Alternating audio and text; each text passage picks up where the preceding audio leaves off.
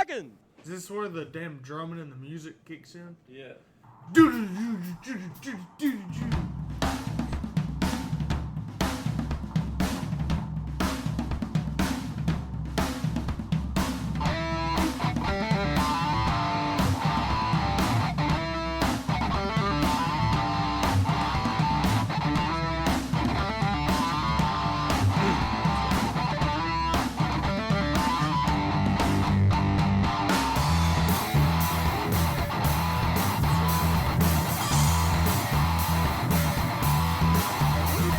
What is going on, everybody? Hello and welcome to On the Pipe Podcast. I'm your host, as always, Tyler Shepardson, and today is June the 21st, Wednesday, June the 21st, 2023, years after zero. This means a couple of things. One, we're a couple days late on the weekend review. That's neither here nor there. Two, it means it is the summer solstice already, which means this is the longest day of the year. Go do whatever you want outside this afternoon. This is the most daylight that you'll get all year to do it, which sounds weird because I feel like summer hasn't even gotten here yet. There's been a couple like moderately hot days, but I feel like it hasn't even gotten hot yet, and here we are already at the summer solstice. And three, the summer solstice, June 21st, every single year, is National Go Skateboarding Day. But it's 60 degrees and raining out here in North Carolina. So we're not able to skateboard. And since we're not able to skateboard, we're here and able to be joined in studio live right now, once again, by our buddy, Big Rig Craig. Hey, Craig. What's up? What's going on? Just getting tuned up for the weekend. Whew. What a weekend is going to be. It's going to be dangerous. It's going to be rainy? Yeah. I didn't check the temperature. What's the temperature going to be up on the mountain? It said low of like mid-50s, high of like high 60s, like maybe like 70, 72. But rainy Friday looks pretty good for Saturday and Sunday. I feel like also with snowshoe is that whenever it says it's going to rain, it doesn't rain. And whenever it says the opposite of what it just said, I'm trying to focus on too many things right now. I don't know what I was saying. What I was getting at is that once the rain hits them mountains, there's no telling what it's going to do. I think it's going to suck either way if you're riding. Yeah. I still don't know if I'm going to be there. I definitely know that I won't be riding if I am there. Oh, I'll be there. You excited about it?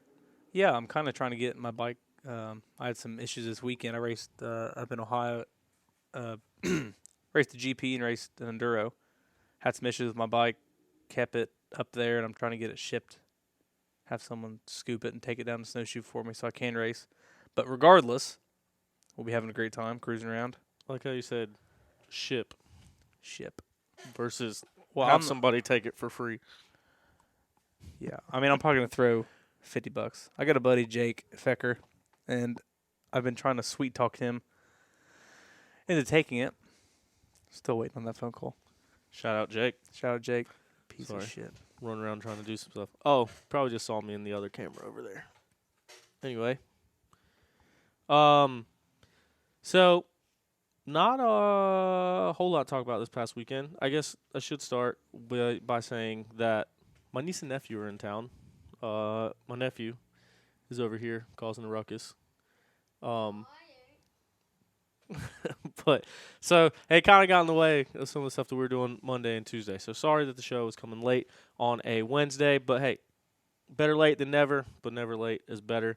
This past weekend, I was at Mid-East Hare Scrambles all weekend. That was a fun race. It was a really fun race. It was an exciting pro race. It was exciting. Well, a lot of eventful stuff happened throughout the weekend.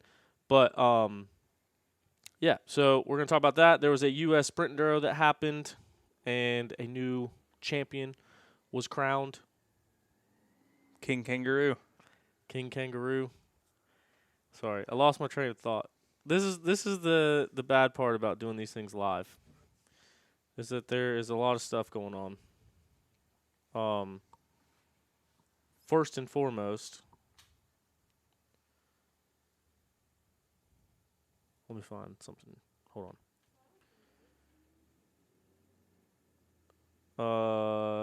What do you want to talk about, Craig?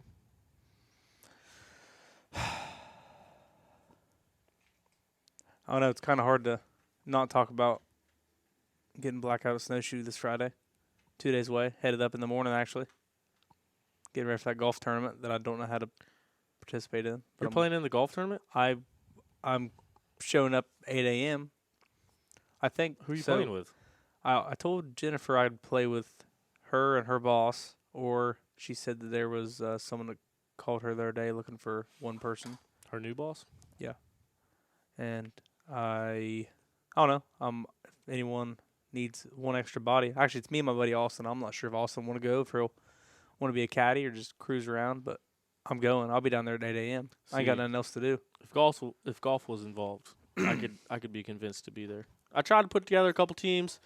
Neither one of them really worked out. So Last year I was not good. Not that I expected to be good, but I thought that I could be bad and still participate. And these little girls cruising around with the beer carts, they just talked me into getting blackout at 11 o'clock in the morning. So it's always a good time. yeah, hard work on a Friday, but other than that, it's good. Yeah. It's going to be a good weekend. Fired up. Second favorite weekend of the year. What's your first favorite? Vintage Days. Figured. Vintage Days. But that's not a weekend. That's a week. It ends on a weekend. No, it's first, I guess first it starts moto's Friday. Yeah. Friday morning, 8 a.m. So I get there Thursday, start buying. But yeah, snowshoes weekend. We're going to head up tomorrow, cruise around, and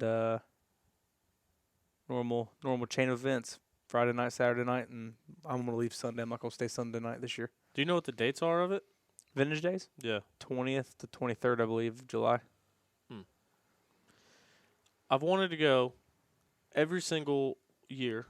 Yeah. And for some reason it never works out. I know why it doesn't work out. Why don't it work out? Because it's a you thing. No, I will you say have offers. No, You've had offers. well, yeah, but usually there's always a full gas going on that week. I think the last several times it's been because of full gas. Last year was not because of that. Last year you went up and bought a camper and then just cruised on home and didn't come. That wasn't last year. That was 2 years ago. That might be. You might be right. It was 2 years ago. You might be right.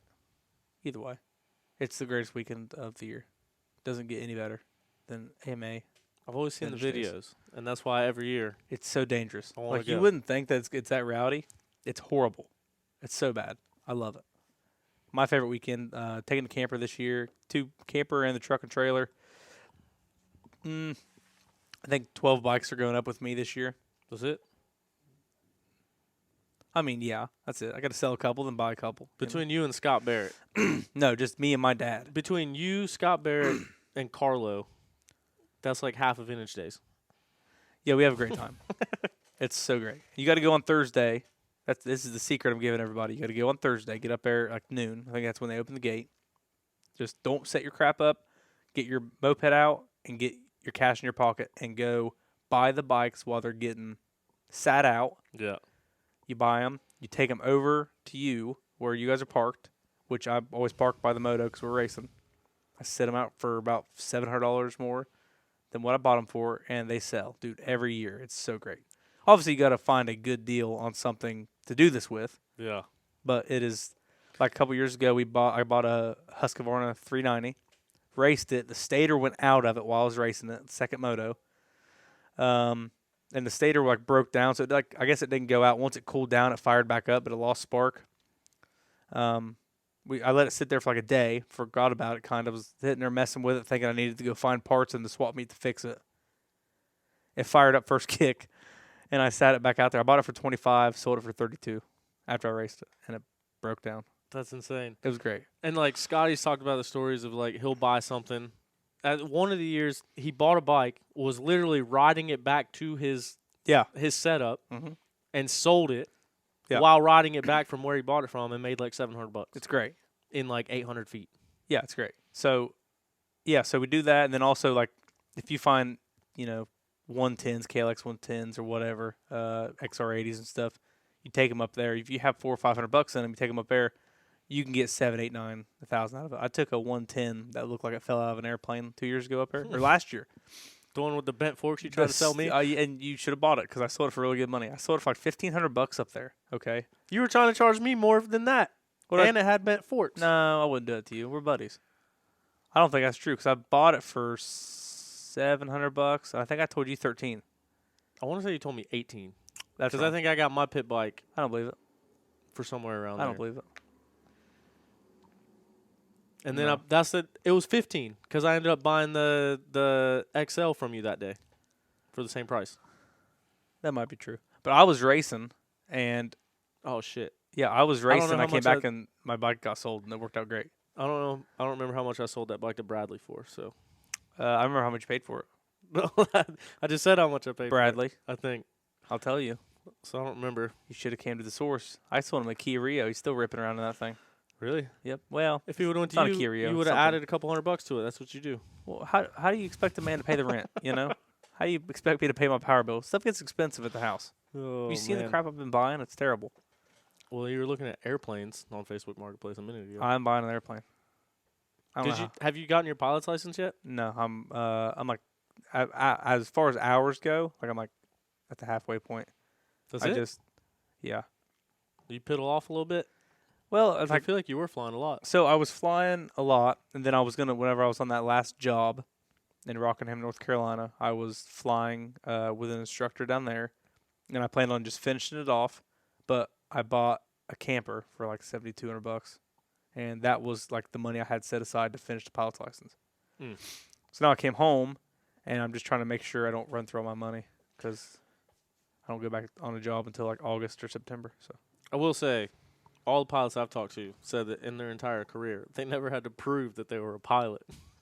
yeah, you don't get a DUI in the air anyway. What are they gonna do? Pull you over? Yeah. Until So- something goes wrong. I know a guy who got a DUI, obviously driving a couple years ago, and he still has a plane hangared. He still flies it everywhere he wants to go, because I feel like sorry FAA, I feel like if you screw up bad enough for someone to have to ask you for your license, the last thing you're worried about is flying again. Like if you Yeah. screw up bad enough, if you mess up that bad, It's probably not you're your problem screwed. anymore. You're probably dead. You know. Good So- chance. Oh yeah. So either way, yeah, we've been trying. That being said, maybe I should buy a plane too. We could be twins, bud. Me and you. I've played Microsoft Flight Simulator so many times. It's really not hard. If I could do it, I think anybody can do it. But the issue I had was whenever I went, I think I've said this before, is like I don't have very good eyes, so I Mhm. went and cheated on my eye exam real quick so I could pass. Shout out FAA. Shout out. So have you ever heard of a paramotor? Is that like it's basically like the backpack motor, and then you're hang gliding kind of like you have the parachute and Yeah. you're just cruising around. It's a parachute. Now see, that's not me. It's a parachute That scares me. with a 2-stroke backpack with a propeller on it. And it sounds like a steel weed eater slinging it. But dude, they are so. Did you know this doesn't make any sense to me? There's more laws and regulations in this country for a drone than there are for a paramotor. Like you can literally strap a 2-stroke backpack with a propeller to you, throw a parachute in the air, and go fly wherever you want. And there's no laws, pretty They're much. like the ultralights. You can kind of Yeah. just get in them and cruise. Like you Yep. don't have to. Same thing. You technically don't have to have a pilot's license. You don't Yeah. have to have a flight plan. You don't have to contact towers. You just go fly. Yeah. But That's I've what China always, did. dude, I've always wanted to get one of those, one of the paramotors. Yeah. I won't do that. So there's this guy named Tucker Gott, and I used to watch his YouTube videos all the time. And it was like back in the early days of YouTube too. I guess he's super big now, but he would literally make videos like he would fly from his house to like a Chick-fil-A and grab some food and then fly back home from his house. And it was the coolest thing ever. And the thing is like, dude, you can buy an entire setup. You can buy a motor, a harness, and a wing, all that stuff for like the price of a used dirt bike. And that's the craziest thing about it. I told you that once I get my pilot's license, I get a plane. Like if I need to go to Advanced Auto Parts down the street, I'm flying that bitch. I'm landing it right smack in the middle of Lincoln, North Carolina. If we go to A plane? Mid-East, what are they gonna do, bud? You know, Where are you going to land it? right smack in the middle of the road, right where Big Dad wants it. You know, if we go to the Mid-East, I'm gonna have someone take my bike and I'm flying my plane 13 miles to the Mid-East airport. See, and now, oh yeah, Hickory, that would be a good one to do it at. I'd call him ahead of time, obviously. You know, let the guy know, like, hey, can you really make sure that runways there's no kids out there cruising around? Because Because they always say it's an active runway when you get there and you sign up. Like, hey, just make sure you stay off the runway. It's active. There's kids out there doing whatever the hell they want. And I've also never seen a plane take off or land during the race. Have you? Good day for it. So that was the other thing too. Like if I bought a paramotor, I would want to send my dirt bike to a race with somebody else, and then fly from my house to the race. And Make sure it's a local. well, yeah, Make sure it's a local race. yeah. Well, I mean, them things you got to think. Like if you're not going by the roads and you're just going straight to your destination, Yeah, but everything's a little bit closer. yeah, but I mean, you ain't gonna want to go to the snowshoe. Your piggies are gonna be a little cold there, bud. That's what I remember. What we were talking about is if I got my pilot's license, we get a plane in my KTM 200.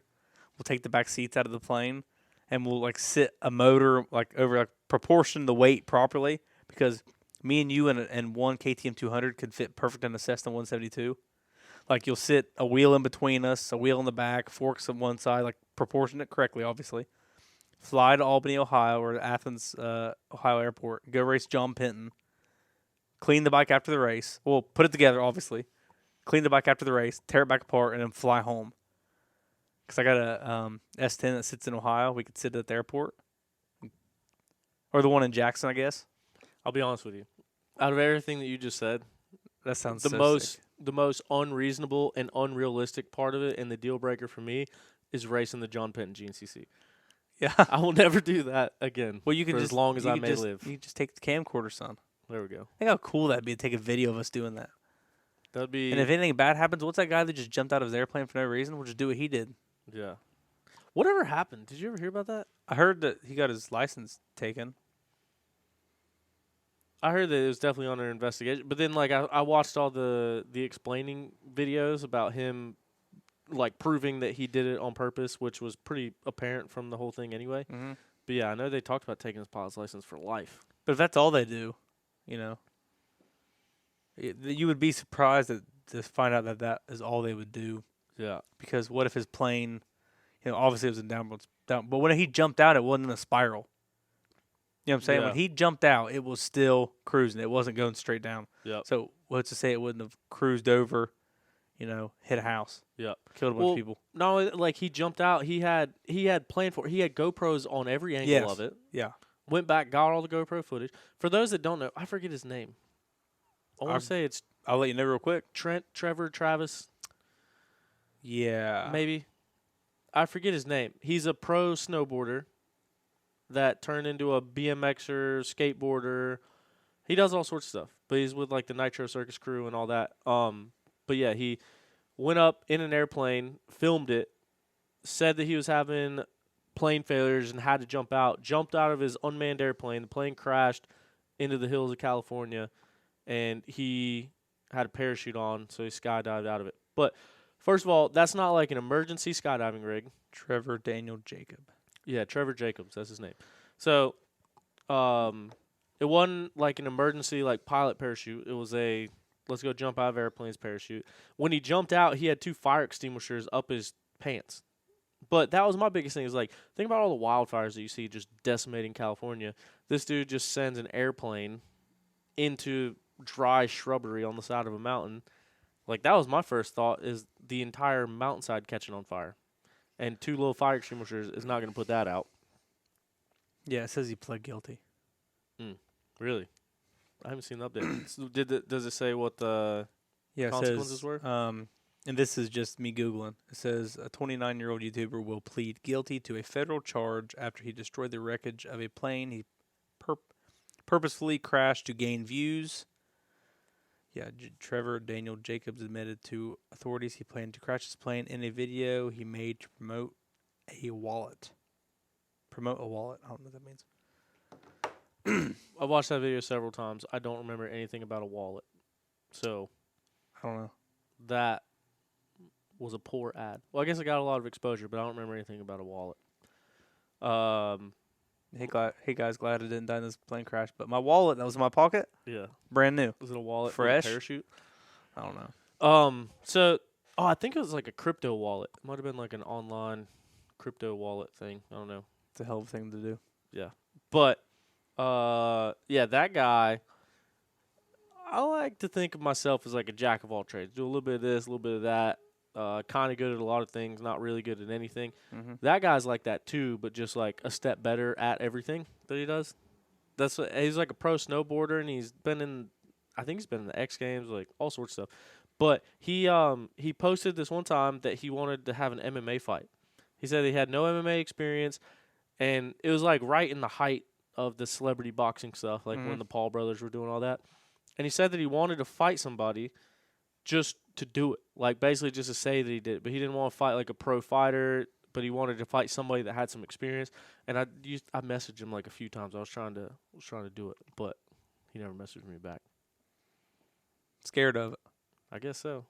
He had to have read it. I didn't look and see if he read it. That tax fraud must have scared him too much. He didn't want to get embarrassed twice. It was before all that. Oh. But That's I thought cool. that would have been cool. Yeah. Because, like, I want to fight again, but I don't want to fight a pro fighter either. You go fight And Jace. I'm not famous or relevant enough to fight like a Paul brother. Go fight Gypsy. Oh, yeah. Jace McAlpine. Yeah. But he doesn't fight. He just does jiu-jitsu. Hmm. It would be cool to roll with him, though. Yeah. Off-road versus moto. Yep. America versus Australia. Good podcast versus What do you not think? good podcast. What do you think? I've actually never listened to his podcast. It's good. I've listened to, like, the clips. but I I've see never the listened to clips, it. and then I go like the clips always have like a thing that says. I don't know. You watch some of the clips, and then it makes you want to go watch the thing. So Yeah. I'll jump back and forth from like Joe Rogan on the pipe and Gypsy Tales. Hmm. A lot of Joe Rogan. That's why I need to make the clips. Because that's how I originally started listening to the full Joe Rogan episodes. And, like, I always see the clips that Gypsy Tale posts of, like, the key parts of the conversations. I've tried to do a couple of them on here, but I think that's one of the big things about going to videos. I think that is the best way to grow a podcast, is to have those clips and put them out. Yeah, because little clips, like little things you say, I mean that's what gets people's attention. That's what gets like the hits on YouTube. It's kind of hard to get just like one long video to get hit, but if you say something quick, yeah, I understand. So, and that's another thing too that I've been finding out with this whole YouTube thing is that YouTube ranks everything based on how much people are watching it, and a lot of that is watch time. So how much of that overall video that they're watching. So if you post a 5-minute video and someone watches 4 minutes of it, that's the majority of the video, and YouTube's like, oh, that's a good one. But if you post a hour-and-a-half long podcast and someone listens to 30 minutes of it, that's only 1/3 of it. So then it ranks it negatively. So now I feel like on this YouTube channel, I post like the race highlights, and they do really good. And then the podcaster, so like the majority of my podcast listens are Apple Podcasts and then Spotify. But for the people that do watch it on YouTube, like it almost like hurts everything else about the channel. So I thought about making a separate one to do the clips like we're talking about. Yeah, it'd be cool. And then put the full length. Yeah, like Joe Rogan stuff is JRE clips. Yeah. That's like the little side thing they have. Yeah. So I might be doing that in the future. But for now, you can find us on this one. Although it is hard to go back and find the live ones like we're doing right now. You got to go like to the top of the channel. There's sections that say like videos, shorts, live. If you click live, it'll show the previous live broadcast, and that's how you can find these. If you're at home listening to the audio version of this, that's where you can find them at on YouTube if you want to go back and watch. You need to take some videos, like some of the stuff that Scotty Barrett's doing videos on for Vintage Days, like some of the bikes he's dragging in. Mm-hmm. Because that's cool shit. Kind of like that bike I just brought down. Yeah. And that guy just delivered it to. It ran like a couple months ago, they said, but we hadn't heard it. Mm-hmm. It's a 82 KTM 495. Like, that shit's cool as fuck. Yeah. So I do want to go. I've always wanted to go. that's so much fun. We got so many things going on. But that's my issue. I buy something, and then I think that's what I want to race, and then I see something else cooler. Like, we got my 79 CR250 almost done, and now I just bought an 81 KTM 250. And Dad's like, well, it'd be really nice if you race the KTM so the Honda doesn't get destroyed. I'm like, shit. Yeah. Just put $500. Literally, we had $240 just in swing arm and wheel bearings because it's so expensive to get the OEM ones. Yeah. It's a headache. And then you go destroy it. And that's the issue. Like, you don't want to go up there in a mud race with a vintage bike and mangle it. That's why what I was about to say. That's why we got KDX 200s for. It's muddy up there like most Sometimes. every year, isn't it? Yeah. I hope it does. See, I think, so we talked about it earlier, but that, the old XL 185 that was just racing a hard enduro overseas. Yeah. That looked like the bike to have. Yeah, it's cool. Because you got to think, like, hard enduro, you don't need the best dirt bike suspension. Like, you're not hitting anything fast. Yeah, he had a different set of triple clamps and front fork and brake setting. Yeah, but he on still there. had, like, dual shocks on the rear. Yeah, he did. And drum brakes on the rear, even. Yeah, I'd be more worried about the hub breaking on that thing. Yeah. Like if he's splattering and stuff, I'd be real worried about something like that happening. Yeah. But, like, when he But it does look sick. when he got halfway up the hill climbs, he'd run out of power. He'd Yeah. literally just step off and just push that thing right up the hill. Yeah, the That's biggest not issue easy to do with a probably dirt bike. is the clearance on those two. They don't have much clearance. Yeah. So I mean, I had I bought me and Dad went half on a what year is it? 76 XL 175, and it's not perfect. Like it's a 20-footer. It looks like an ex-girlfriend. Like it's not that great. It fell off the hitch hauler yesterday, leaving Ohio, and it's because I didn't have like a strap over it. I only had 2 straps tying it down, and it was the neutral. And I went around a sharp turn, and it went like right off the back. Didn't mess nothing up. Oh, my God. That I've looked at. That's the bike I'm taking the snowshoe this weekend to cruise around on. But like it slid off the back, and like if I have my 350 or something like that on there, you can put the front wheel on and then it doesn't catch until the linkage. The back tire fell off, like went off the back, and it immediately bottomed out. Like the clearance is half of what is on my gas cast. Yeah. It's a new fear unlocked. Transporting my bikes around on I've the had 2 hitch of them come off. I had that bike. That's where that dent came in that bike that I sold you and you sold You Bradley. jerk. You told me it was on there when you bought it. I lied. I was at Coker. You hear this, Bradley? Bradley, sorry. So I didn't lie to you, Bradley. Craig lied to me. I I thought did. I was being truthful. It was on there when Tyler seen it, which, I either knew way. it was on there. It was so nice. You told me you got it like that. I didn't. It was so nice. I was at Coker, and I had the same situation. I was late. Like, I took 2 bikes down there, sold one, and then took that to cruise around on, and it fell off, dude. And my dad was so disappointed in me because I didn't even own it. That was Josh Toth's bike at the time, Josh Toth's dad's. Yeah. Gave it to Josh. Josh kind of indirectly let me borrow it, and he's like, you can buy it if you want to. I remember that. And Because then- I tried. Because that's how much he wanted for it, and I sold it. I didn't even tell him I put the dent in the tank. I asked him how much he wanted for it. He told me. I sold it to you for that number, and then I paid him. That's rude. Because also, that is not how much But he wanted for it. Because when you and I went up to Toth's house and did that episode, that podcast at Toth's house, it was at his house then, and I tried to buy it, and he told me $12.50 for it that night. Yeah. And then he said he wasn't sure if he wanted to sell it. What did I sell it to you for? I don't remember. I don't remember why he sold it, ended up wanting to sell it. He ended up buying something and just wanted to offset the cost. I think it was, I don't know. We were grading. He was setting up a pad for a garage out back or something, but it worked out great from everybody involved. Is he still in that same house? Yeah. That's a cool house. Yeah. I need him to move so I can buy it. No, I need to move so I can buy it. You won't. You got the XL. I get the house. I That's don't how it have the works. XL. You have the XL. I know, but you bought Then it you from sold him. it. That doesn't matter. Yeah, you had I actually never bought it from him. You Nope. did. I just transferred Next- the money. next item. I never owned it. I I had first dibs. I just Next rented item. it. I can't believe like you a- sold somebody else's Like a property. girl on prom night, bud. I just Because I Tore came into over it. there to buy that 110, but it had bent forks that you failed to tell me about. I didn't honestly know. I just cruised around on. I never pay attention to any shit like that. Like I have an XR50 right now that I'm taking to snowshoe and I'm gonna try to sell. So if anybody hears this and wants an XR50 for like $850, It's probably ragged out because Craig doesn't look at it. it looks okay. My buddy who was looking at it this weekend was like, I wonder if the forks are bad. We got it out and it looked fine, but the carburetor's been sitting for a while, Mm-hmm. and I got to get an ultrasonic cleaner on it and get it freshened up tonight. I wonder how much I could get for that 71 XL 125 that I've had in my building It's for a CB. 7 years. It's a low pipe. It's not an XL. It's an XL. No, it ain't. It's Yes, a it is. CB or something like that. I 'Cause it's got the promise low you. pipe, doesn't it? You can't change an exhaust pipe on a motorcycle now? I bet if I look at this picture that you sent me a long time ago, I it's going to bet- be not an XL. I bet if we go to my house and try to decide versus an aftermarket exhaust pipe or a stamped frame that says 71 XL 125, I think I would trust the VIN They didn't make an XL 175 and a 71. 125. They didn't make a XL, and They did because it's in my shop. we're going to Google it. It's on the VIN. I'm going to argue it. All right, that's fine. I might be wrong. 71 XL, Honda XL 125. What It's color got is it? It's It's been spray bombed, huh? yeah. It's like mostly restored. Then It's they an just quit. SL, not XL. That's what I said. Oh, okay. I'm sorry for arguing. Yeah, I thought you said XL. No, it was an Yes. enduro, so Yeah. it's street legal, allegedly, at some point. Funny story that nobody's gonna care about. My dad's buddy growing up, his name was Shai Snyder. He raced moto and had like a little bit of Suzuki Sport growing up in Ohio. He quit racing for a couple years and didn't have a bike. And in the corner of his garage, they had an SL 125. This was in like 1980. So they were like 18 years old. Dad and him were like 18. And he wanted to race the Little Raccoon Classic, the same race they still have, like the National Enduro in Ohio, September 10th weekend this year. Same race.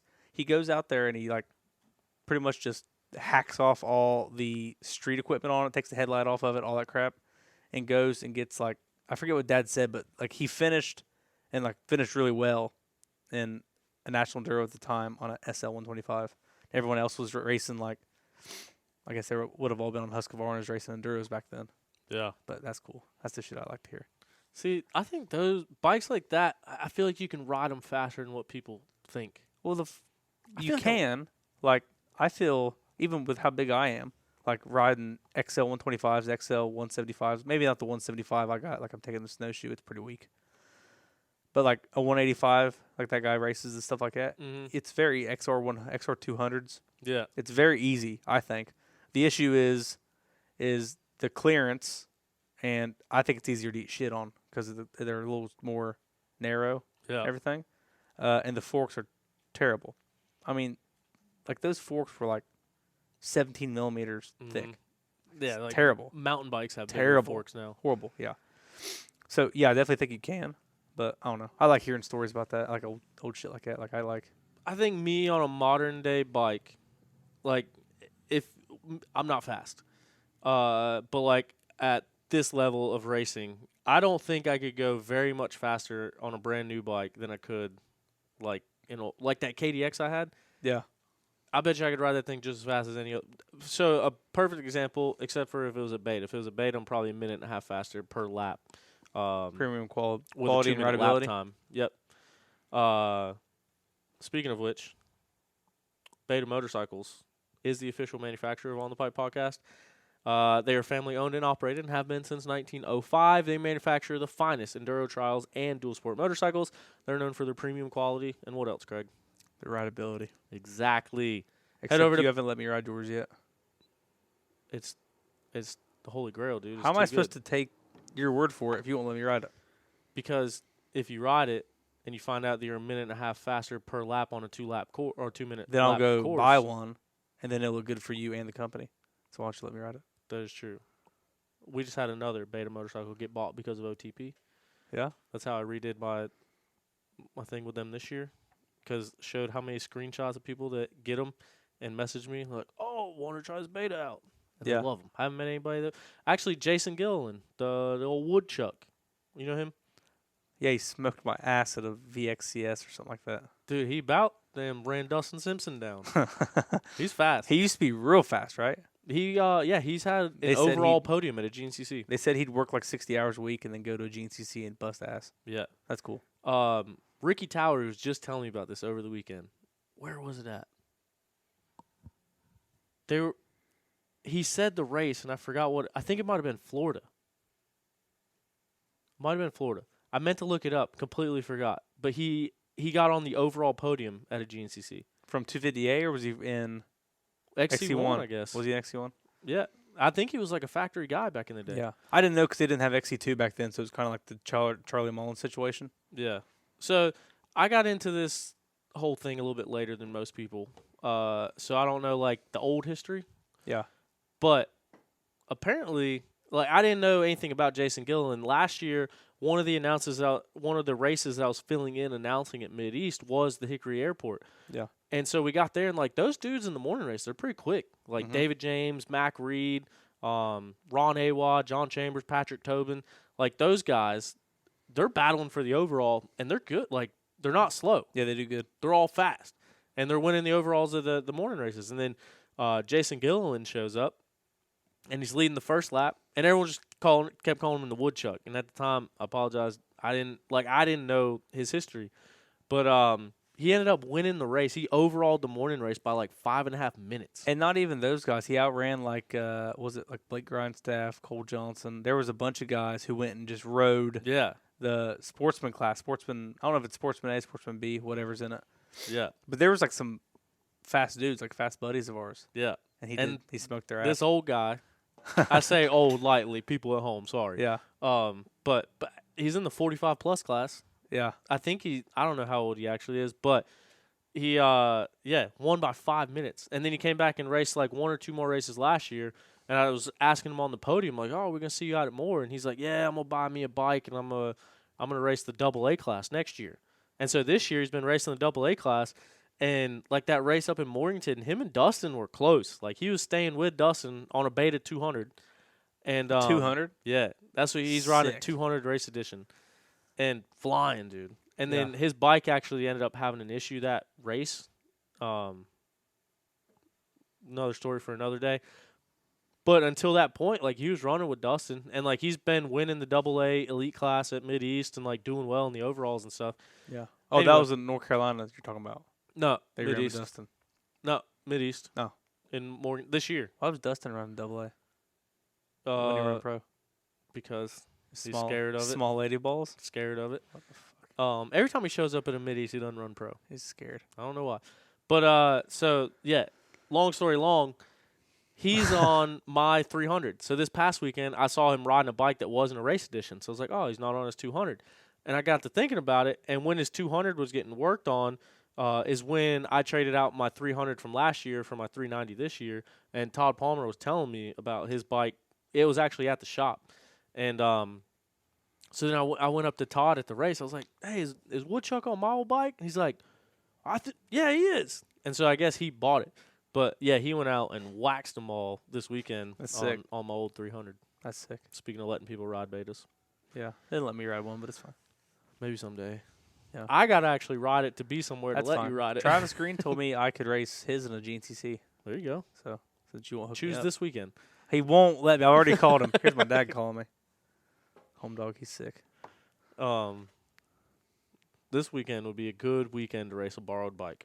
Yeah, dude. Okay, so I can't. Never mind. I can't say that. What? Andrew Coffey was wanting to get a little sideways with me. I don't think I can. Hmm. We're not gonna. Okay, we're not gonna do it. Andrew Coffey called me and was like, "Hey, you want to race the YZ250 and in 25 plus?" I was like, "Yeah, I'll race it." And he goes, "Do you want to let me race the last 2 laps?" Andrew, you're 21, brother. I know. That's why I want you to sign up. He said, "Do you think AMA will be mad?" I said, "Yeah, I don't know if we can." I said, "I'll do it." Little But team now race that I action. just told everybody this, I don't think we can do it now. Well, now everyone's going to be looking. He said, "We'll smoke their ass." I was like, "No, we won't. I will not. I know for a fact I won't, especially not at snowshoe. Yeah. I am not good." GNCC transponders on the bike. And we got the same color gear. We got the same. I think we both got black Alpine Star helmets. We got the blue FXR gear. You guys are both built the same, too. Yeah. He's just a little bit more legs. You come around 1 lap, and you come around the last 2 laps. It's like, why is that guy riding a pit bike now? Yeah. Like, that's what I told Andrew. I said, "Yeah, you're going to lay down like a 26-minute lap time, and I'm going to be like 32. And they're like, "Oh, he must have been stuck those first couple laps." I was more talking about him being 7'3". Yeah, he's big. Freaking Just do it. ugly, too. Why not? Holy shit. Why is he scared of everybody else? Why is he trying to race 25 plus? He just got small lady balls, and he can't do it no more. Mm. Yeah. His knees are exploded. I don't think he could do it. You'll have that on them big jobs. Yeah. I don't know. I don't really want to. I didn't really plan on racing, but my friends who said they could bring my bike from Ohio to Penton, from Ohio to Snowshoe, Mm-hmm. they said they're not bringing it unless I race it. And I really don't want to race it, but It's a fair deal, though. I will, if it, I will race it. Dude, I am not in shape. I haven't ridden in forever. So that would be a tough race to just jump right into. But I theoretically would love to race. Especially because I've never raced a 3-hour race. So that'd be a heck of a 3-hour race. It's not that great, so I don't like it. I don't ride well in rocks. Like, I do good in, like, mud and shit like that, but I do not do well at snowshoe. I don't do well with 5th gear wide open fire roads. I remember before I ever went to snowshoe, Tristan Landrum broke his arm on Super Minis there, and I'd heard about it, and I thought, like, from that moment, I knew I did not want to go to snowshoe because I was going to eat shit on the fire road. Because Tristan was, like, in the 12-13 Super Mini class. I guess I would have been, like, a freshman in high school, and I was like, oh man, I want to go race snowshoes so bad. Even just a few And years we heard ago, about it, and I was like, hell no, I ain't going there. even just a few years ago, I don't remember there being like any fire roads. Like one time there was this really bad bottleneck, and they brought us out on like the highway. Yeah, I remember that. I And we remember ran up the highway for a little bit. I remember 2014. There was some road racing, but I always remember as far as the roads you're talking about, like whenever you're walking down the Howard's Hole, like whenever they come out and they run like up the ski slope like briefly and then jump back in the woods. That's the only thing I remember. There was 2 years ago I raced 3 hour. Didn't do worth a shit, but there was probably a mile of just wide open stuff. Like right before the finish, there was a big straight, but and right before the 4 mile marker, because I remember from the start, you go straight to Howard's Hole, you come out, and then it's all wide open until the 4. The 4 you drop down. There's a big 4 for the mile marker, and then it sucked until like the 9. I was like, shit. And I'm not good at it, man. I remember watching like Johnny G and them like lap me. And they'd be like jumping through the rocks, and I was like scared to death. I was like, dude, there's no way. Because I'd eat shit 2 or 3 times. I was all busted up, and I was like, I do not want to do this anymore. Yeah, that's my kryptonite, I guess. I do not do well. Not that I do great any other time, but I do not do well in the rocks. So I like technical stuff. I feel like I do decent in technical riding and stuff. But I've always heard that the western territory, like the western side of the mountain, that they only run in the 3 hour. I heard that side is It's really not. gnarly. It's not even that it's that technical. Like the technical part of it's fine. It's the slick ass wet rocks in a straight line Mm-hmm. that is just like front ends washing everywhere. Like that is the issue. Like Brown Mountain technical stuff. Like there's a lot of technical stuff on Snowshoe Mountain that is like Brown Mountain style. I think like roots and rocks and stuff. Yeah, like zigzagging. But it's when you got to go fast in a straight line and a little bit of turns and like high speed and it's wet rocks. I just don't do well. Yeah. That's the shitty part about it, I think. Which I've only raced it 3 or 4 times. I mean, you might get someone from West Virginia on here that has raced it 12 years in a row. They're like, oh, yeah, it's great. It's our favorite. Like, you ask Thad Duvall, he'd probably be like, oh, yeah, it's sick. Yeah. It's not. Not for me. Josh probably like it. I've always really enjoyed it. I remember there's like a couple spots where you come around and it's like a spring let loose or something. You'll be riding like pretty much up a waterfall, like just for a quarter mile up a road bed that's just full of rocks. Toth's racing is 300. Yeah.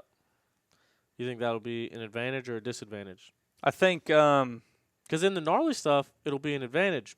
But then, like I said, like, and I don't mean it to like sound mean or bad or one way or the other, but like it or not, there is a lot of wide open sections.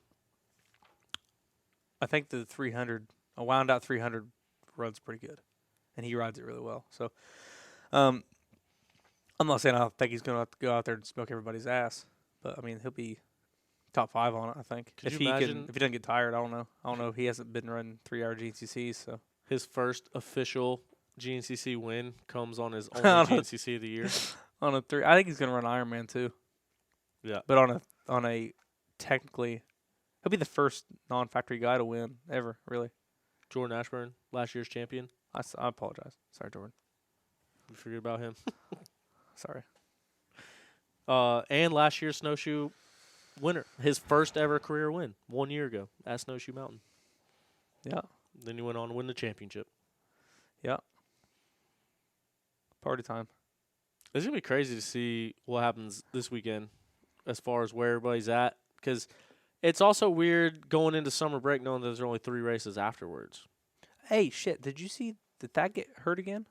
Did you see what he posted? I saw him in a cast. Yeah, that's no good. No. I forgot about that. Which, No good at all. is that the injury that he was nursing that he finally... I wonder, and I'm just speculating. I don't know anything about this, but I know he had like a wrist, hand, thumb injury before. Yeah, So is that thing not healing, and then he went back in to get surgery to get it to heal? yeah. Might be a good time for it. Right Or- before the summer break. Or is it a new injury? Like he came back to riding and then got hurt again? Yeah, I don't know. I just remember seeing the Snapchat or the Instagram photo he put on yesterday. I was like, ooh, that's not good. But Jacoby's still ripped. Yep. Someone signed that boy.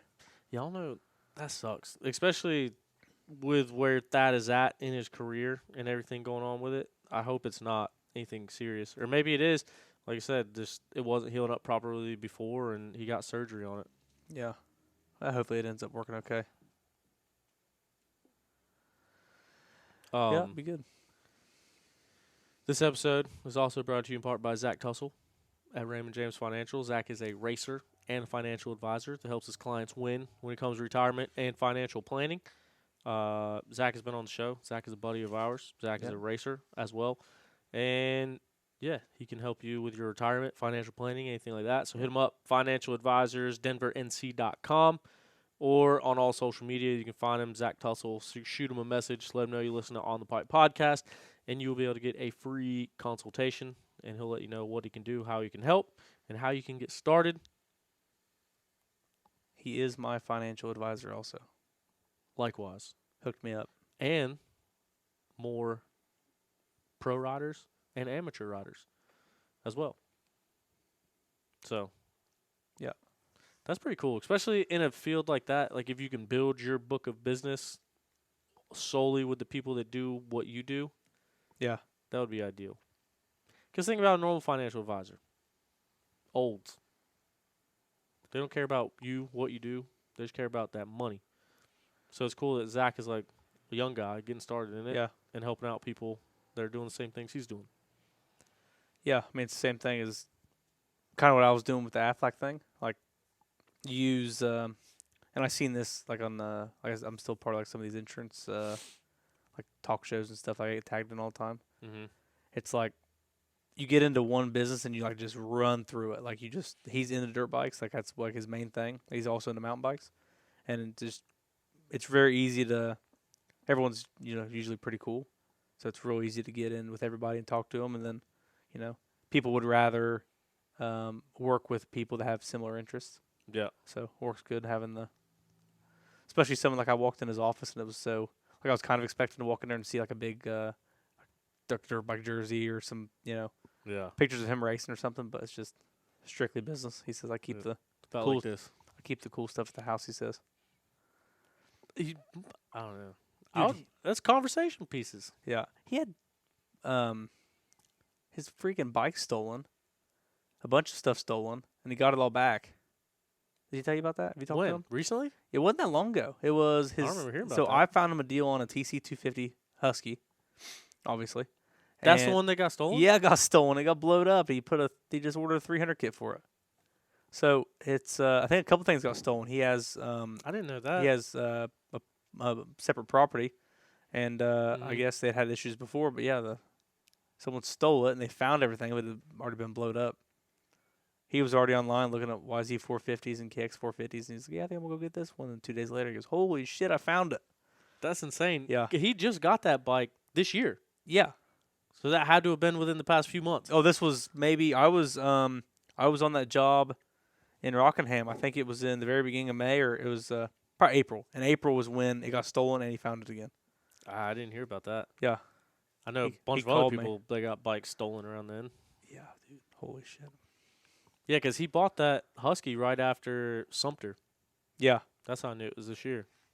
Yeah, because he called me kind of looking for something, and 3 days later, my neighbor, Austin, buddy of mine, called me. He's like, "Hey, there's a hell of a deal on a TC252 stroke," and I immediately sent it to sent it to Zach, and the next morning he had it. Yeah. Fired up. Yeah. So. Dang. It's crazy how many bikes have been getting stolen here lately. Yeah, it's not good. Peterson got I think 4 of his stolen. Who? Brandon Peterson. Oh, yeah. But then he got 1 of them back. Yeah. But just 1. So that's like the issue I'm having. Obviously, I don't have a big garage setup, especially not at my house yet. But at my parents' house, I keep everything in the basement. Yeah. And it's locked up and it's good. But now I'm running out of room, and little phone call. Now I'm trying to wait on a surveyor and stuff to come to the house so I can put a garage up. But until then, dude, I just bought 5 more bikes. I don't know where I'm gonna put them. Not a clue. It's bad news. So I hate to go into this right now after you just talked about all these bikes that you have out there. The one thing that Brandon Peterson found out, and Travis Austin? I don't. Travis Austin had 5 or 6 bikes stolen from him too. Dustin Simpson's little brother, Shane, works for Travis. He owns like a demolition and construction company. Okay. But they stole all of his stuff and then stole all Brandon's stuff from his separate garage. And there's a couple other people that had the same thing happen to them. But what they found out and what the police and everyone thinks that it is when you list something for sale, like if you register to vote, I can Google your name and find your address right now. And so I think people are taking people's names from Facebook Marketplace listings, Googling that, finding an address, and then going back and taking it. That's not good. No. Yeah, I keep finding I keep thinking that this isn't 2023 where you can't buy a 40 by 40 garage on 2 acres and it costs $500,000. Yeah. I've been trying to find something like that, and I found a couple of things, but I haven't found nothing to pull the trigger on yet. But that's what I need to do. I need to just find a big building or storage unit and keep it locked up real good. Well, that's the craziest thing about their situations is they live on a bunch of land in the middle of nowhere and have separate buildings. Yeah. And both of them happened while they were asleep in their house. Yeah, it's not good. Which is That's insane. what happened to Zach. Really? Yeah, it was he has separate property from where he lives because he lives by the lake. Yeah. Does he still live there? Yeah. Yeah. And it wasn't even in North Carolina. It was down at the Damn. At the compound. But I mean, was he down there with it? No, it was. Oh yeah, well he that's what I he mean. hadn't been there. Yeah. Like everyone else, and They one knew. of the ones they posted on Mideast, all their bikes got wiped out, and it was an attached garage, it was just the garage of their house. And it's I sit there and to think that if someone was breaking in while you were home, Yeah. you would hear it. So, in 2000, would have been 9. My parents were building a house. We were renting a house down the road from the house we were building. Stay close. All we had so far was the foundation, but we had a 60 by 40 pole barn in the back. And we had all the power tools and everything back there to build. We were used to build the house. The Amish had framed it, and we were just doing the inside. I had an RM85 big wheel. My dad had just bought me. I sold a 150R, got an RM85, and that was the bike I was going to race. I'd had it for 3 days, maybe 2. I bought it on a Sunday. Wednesday's when it got stolen. So before school one day, Mom and Dad took me over to the house. They were grabbing something before they took us to school, and my bicycle was sitting out in the middle of the yard, and it was snapped, someone had ran it over. And I said, "Mom, what? Did someone hit my bicycle?" And I was 12 years old. Mom was mad because she was going to be late for work, and she goes, "That's what you get for keeping it outside, I guess. I don't know." So I get out of school, come home, and Dad had bought me tires and bars and a pipe and everything for my 85, and I was going to go try to get everything set up. And someone had wiped out everything.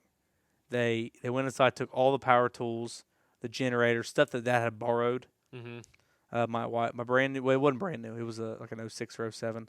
This was in 2009 or 10. It was a RM85 big wheel. It got stolen. All my bicycles and shit got stolen. My bicycle got ran over that was sitting outside that wasn't very nice. Screwed us, dude.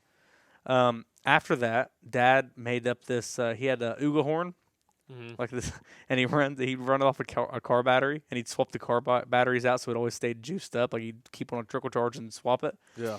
And so when you open the door, there'd be a string, so you'd have to put your hand in there. But basically, it was a switch. Mm-hmm. Switch ran the Uga horn, and it was some nailers and stuff. So when you pulled it open, it'd trip it. Yeah. And it only went off once, and nobody ever tried to break in it again. But then Dad had deer cameras all around it, with these.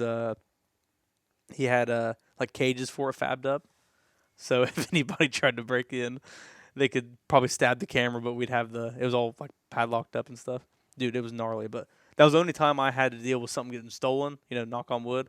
Yeah. And even though I just told everybody that I have a bunch of motorcycles, none of them are worth shit. 350 is worth a little bit of money, but it's not even here, so come freaking get it. But yeah, that's the only time I've had to deal with it, and it sucked. 12-year-old kid losing your 85. We weren't super wealthy people. Mom and Dad, we worked for everything they had, but it took 4 months for Dad to be able to save up to get me another 85. Yeah. It sucked. See, and that's just no. Even that being at a different property, it blows my mind that people can have the balls to break into someone while they're asleep inside the house, and 2, how you wouldn't hear them. And then if you break into someone's house and they catch you and they point you at gunpoint, what are you gonna say? Sorry, I didn't mean it. I don't know why I was in here. I don't know what I would do. I don't want to shoot nobody, but what do you do whenever you wake up and there's someone trying to steal all your shit? If you have $30,000 worth of stuff in your garage, well, that's right now. If I had two 350s. Let's say, and someone stole them. After they're set up, that's $25,000 at least. Mm-hmm. Worth of bikes sitting there. You just stolen $25,000 just taken out of pocket. People get shot over $50 at outside of a mini mart. Yeah. Like that is gnarly that people think they can do that. And then when you finally find them, or like 2 weeks later, somehow they've already blowed them up. They're spray painted up. Someone put gold around the freaking wheels or whatever. It's just the stupidest thing in the world to me that people are smart enough somehow or ballsy enough to go steal something, but they're stupid enough to not be able to take care of the bike. Then it blows up. Then they're like $1,500, come get it. Yeah. Like, Well, then you just go get another one. Like what the hell, Travis? Like you piece of shit. Yeah. I don't know. That's crazy. Especially with how often it happens and how little police or anyone seems to care about it. Nobody cares. Nobody cares about a dirt bike. Oh yeah, except the people who spend all their stinking money. Like I don't have much. I'm not the best rider in the world. I have a halfway decent house and 2 vehicles that run, but I would trade all of it for my motorcycles. Like that is all I care about. Yeah. Like I'm freaking sorry. I'm not freaking married. I ain't got no kids. I got a piece of shit boat I don't even care about. It's for sale. Come buy it. I like my motorcycles. Like that's the only thing I care about. Yeah. And like someone stealing that, like that's to me that is just like the craziest thing in the world. Well, in most of these situations, like the ones in the Mideast page and like Travis's situations, like they're stealing kids' bikes. So then like the kid is there on race day and all of a sudden doesn't have a motorcycle, and then like you said, then parents have to work to get that money back to buy another motorcycle, and you can't explain that to the kids. Like No. So Like, hey, sorry, we don't have an extra $4,000 sitting in our bank account. I would like to think that my dogs would all go absolutely bonkers, Yeah. and then Yeah. AK-47 that hopefully didn't go away in that boating incident between now and then. Yeah.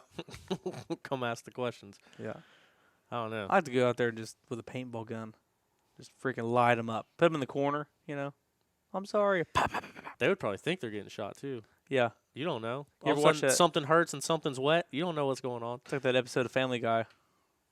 You probably don't know what I'm talking about. I probably shouldn't have said that. I don't know. They get hunted for game. They're actually at a paintball playground. Mm. It's great.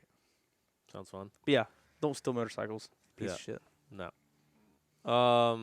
Yeah. Anyway, didn't mean to get on that tangent. I guess now that we're almost an hour in, we can talk about a couple of race results. Yep. First thing I do want to do, and I wanted to do this at the beginning of the show, and it slipped my mind just mainly because doing it live, got cameras and computers and kids running around, forgot about it. But at the beginning of the show, I wanted to talk about this. Wanted to throw out T's and P's, as I like to say. This past weekend, Mideast, we lost a racer during the race. Been involved in those situations a few times now as an announcer. Never gets any easier, never gets any better. All around very sad situation, tough situation to deal with, especially kind of being and this is not about me at all, but being the one with the microphone that has to keep the racing going, have to keep the things going, has to call the family to the trailer. Like it sucks. And it sucks when you lose somebody. It sucks when someone is lost unexpectedly. And like I said, it's happened directly in front of me a few times now. But Joseph Schultz was a senior class rider, 48 years old, and he had a heart attack and passed away on the track this past weekend. So definitely a very tough situation, very hard situation for everyone involved, obviously. But yeah, just a member of the Mideast family that passed away while racing. He was leading his class, but passed away while he was racing, and on Father's Day, of course, and had kids and all that. So wanted to offer our T's and P's to Joseph and his family, and I did want to make sure that I said that, and like I said, I forgot about it at the beginning, just got overwhelmed with everything, but did want to get that in there. But at the Mideast race, it was a battle. Seems like there was a lot of battles that happened there over the weekend, but the pro race, Trevor Bollinger and Jonathan Johnson ended up putting on a heck of a ride, heck of a show between them two. Johnny got the whole shot. I think Johnny might have led the first lap, and then Trevor led the rest of the race. But they gapped second place by a few minutes while they were battling back and forth. And then I guess 2 miles right before the finish, John was able to get around Trevor and take the win. So Jonathan Johnson took the win, Trevor Bollinger in the number 2 spot, and then Mike DeLosa had his own battle going on for third. That was a tight battle too. Nick DeFeo has been racing the series in the pro class, doing really good. Tyler Palmer was out there. He was in the mix with him, battling back and forth as well.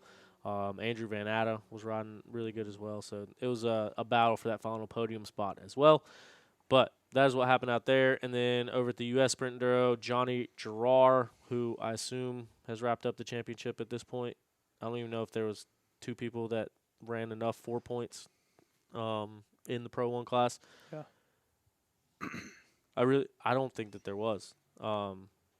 Either way, that doesn't take anything away from what Johnny Gerard has been able to do at Sprint Enduros his entire career, or these past couple years. Overall, Pro 1 champ. Gus Reardon, 2nd place on the day. Cody Barnes, 3rd place on the day. And that one played a lot into it because they were battling for a championship back and forth. I think there's 3 people that were in the points for the Pro 2 class, but it was a tight battle. Like, that was a hard-earned, hard-fought class championship that Gus was able to win and take some overall test wins along the way as well. So in a race that mattered for both of those guys, it was a tight battle, 2 fast guys. Cody Barnes, the defending champion. Gus Reardon comes in, takes that crown, takes that number 1 plate, grabs the Pro 2 win, 2nd place overall, and the Pro 2 championship. And then 3rd place on the day was Cody Barnes in the Pro 2 number 2 spot. Mason Simmons would be 2nd place in Pro 1. Henry Szymanski, 3rd place in Pro 1. 3rd place in Pro 2.